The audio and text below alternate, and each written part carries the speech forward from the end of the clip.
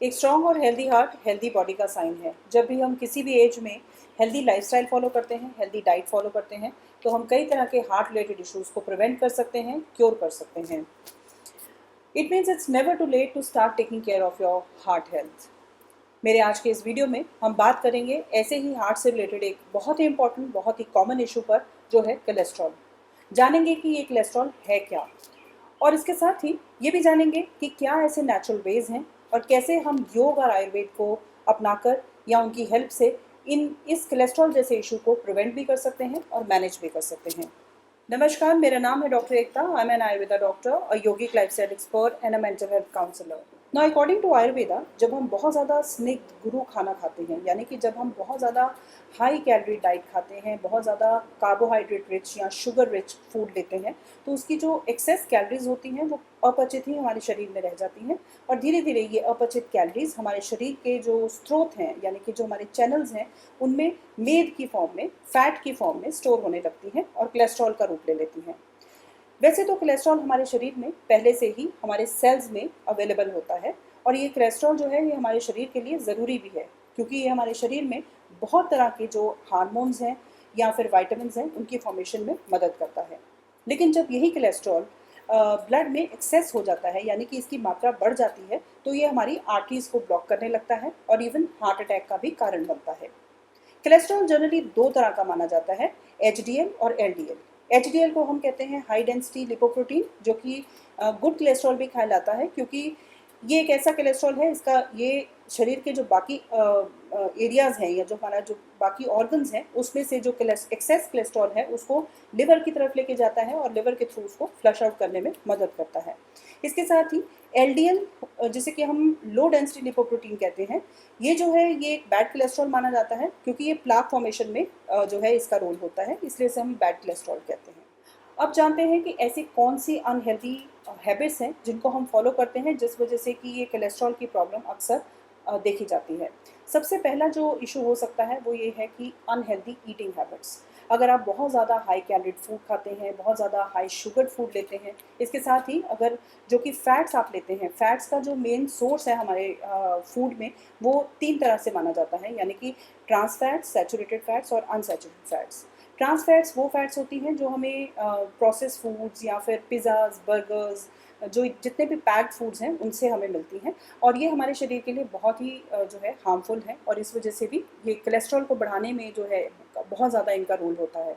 इसी तरह the saturated fats ऐसे फैट्स होते हैं जो हमें एनिमल बेस्ड फैट्स होते हैं, जैसे कि डेयरी है, मिल्क है, चीज़ है, कर्ड है, या फिर क्रीम है, इन सब से हमें सैचुरेटेड फैट्स मिलते हैं।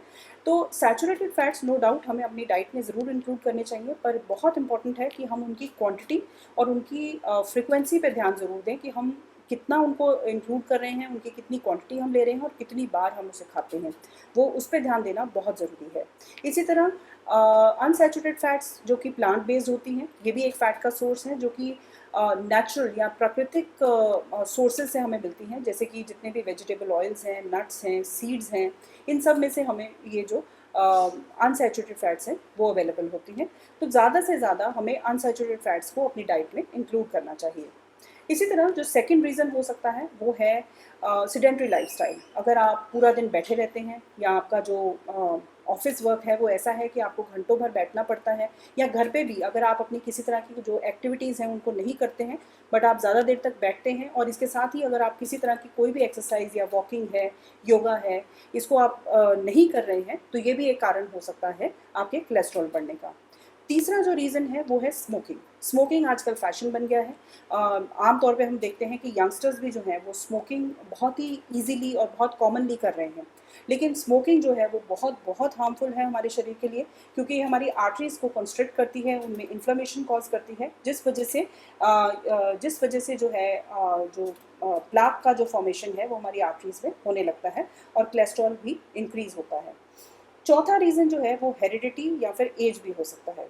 अब बहुत सारे केसेस में देखा जाता है कि जैसे जैसे एज बढ़ती है तो भी जो हमारी जो आर्टरीज़ हैं उनमें इन्फ्लेमेशन बढ़ने लगती है, या उनकी जो फ्लेक्सिबिलिटी है, जो उनकी अंदर लचीलापन है, वो कम होने लगता है, जिस वजह से प्लाक फॉर्मेशन जो है होती है और वो हमारी आर्टरीज़ को ब्लॉक करती है। हेरिडिटी भी एक इम्पॉर्टेंट कारण है, क्योंकि अगर अगर आपकी कोई फैमिली हिस्ट्री है, अगर आपके परिवार में ये प्रॉब्लम पहले से आपके फैमिली मेम्बर्स को है, तो बहुत सारे चांसेस हैं कि ये प्रॉब्लम आपको भी हो सकती है, ये आपके जीन्स में भी जो है कैरी फॉरवर्ड हो सकती है। तो ये तो थे सभी कारण हाई कोलेस्ट्रॉल के या कोलेस्ट्रॉल बढ़ने के। अब जानते हैं कि ऐसी कौन सी नेचुरल रेमेडीज़ हैं जो कि आयुर्वेद में बताई गई हैं, जिनको अपनाकर हम अपने कोलेस्ट्रॉल को प्रिवेंट भी कर सकते हैं और मैनेज भी कर सकते हैं। तो सबसे पहले बात करते हैं प्रिवेंशन की। कोलेस्ट्रॉल को प्रिवेंट करने के लिए बहुत ज़रूरी है कि आप इजीली डाइजेस्टेबल डाइट लें और इसके साथ ही गुड फैट्स को अपनी डाइट में इंक्लूड करें। जब मैंने कहा इजीली डाइजेस्टेबल डाइट, तो उसका मतलब है कि अपनी डाइट में ज़्यादा से ज़्यादा वेजिटेबल्स, फ्रूट्स, नट्स, सीड्स इनको इंक्लूड करें। इसके साथ ही नेचुरल ऑयल्स को, जैसे कि जो कि प्राकृतिक तेल हैं, जैसे कि सरसों का तेल है, कोकोनट ऑयल है, गाय के दूध से बना हुआ घी है, इसको अपनी डाइट में ज़रूर इंक्लूड करें। फैट्स की बात करें तो जैसा मैंने पहले भी बताया कि जितने भी ट्रांस फैट्स हैं उनको अपनी डाइट्स में ना लें, कम से कम लें या कभी कभार लें।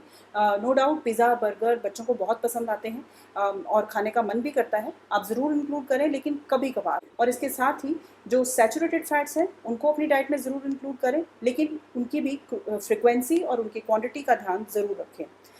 अनसैचुरेटेड फैट्स जो कि हमें प्लांट बेस्ड फैट्स हैं, उनको हमें अपनी डाइट में इंक्लूड करना, शामिल करना ज़रूरी है।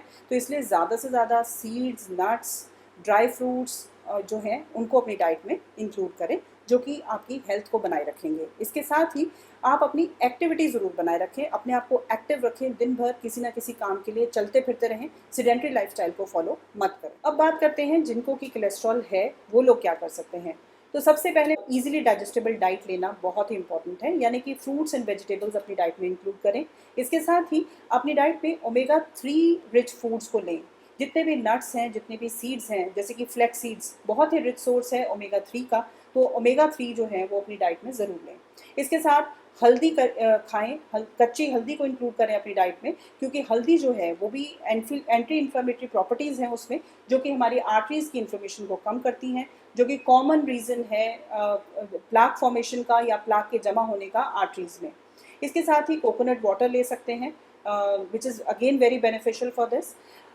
खाली पेट सुबह एक लहसुन की जो कली है या फिर 1 पोड ऑफ गार्लिक आप इंक्लूड कर सकते हैं गर्म पानी के साथ। It is again very beneficial to manage your cholesterol.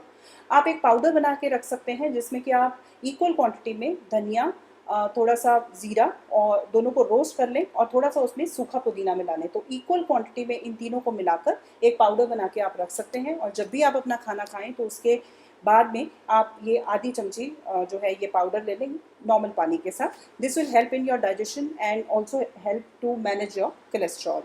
इसके साथ ही अर्जुन की छाल बहुत ही बेनिफिशियल है, वो एक हेल्थ टॉनिक है, एक हार्ट हेल्थ टॉनिक है, जिसे कि हमें ज़रूर इंक्लूड करना चाहिए। तो आप दिन में 2 बार अर्जुन की छाल की चाय इंक्लूड कर सकते हैं, जिससे कि आपकी हार्ट हेल्थ इंप्रूव होगी और कोलेस्ट्रॉल जैसे इश्यूज से आपको राहत मिल सकेगी।